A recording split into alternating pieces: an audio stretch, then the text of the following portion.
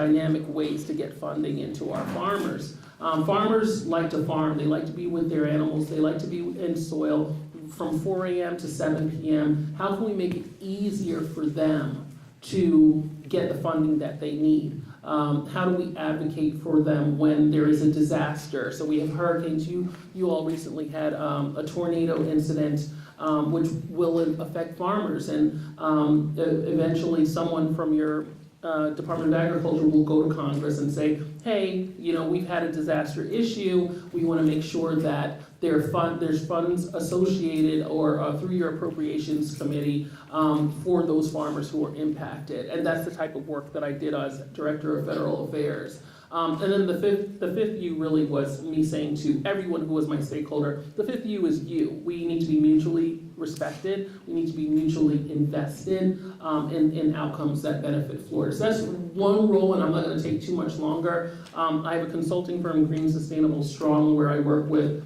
cannabis cultivators and other commodity cultivators around the world. I work in the Caribbean a lot. So working with Black farmers in the States, Rastafarian farmers in Jamaica. It's really, a lot of that work has to do with the fact that I'm a lawyer.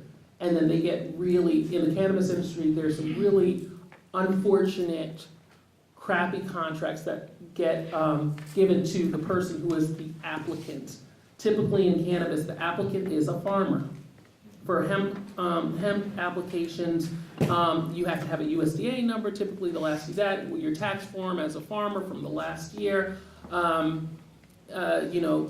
are the types of things that qualify you to even fill out an application, but the farmers it's uncharted territory. So then you'll have like a huge, colossal Canadian company come to you, or some other company, and they're like, hey, you be the applicant, we'll give you the money. Sounds like a great deal.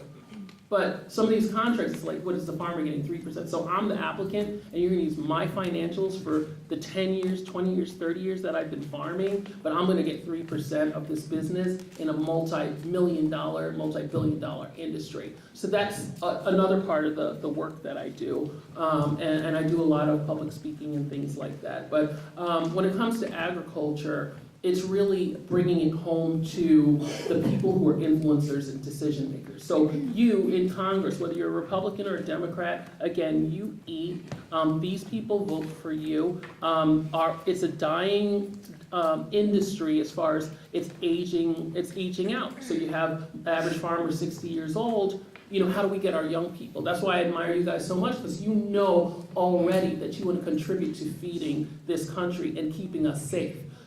Safe quality food is like a homeland security issue.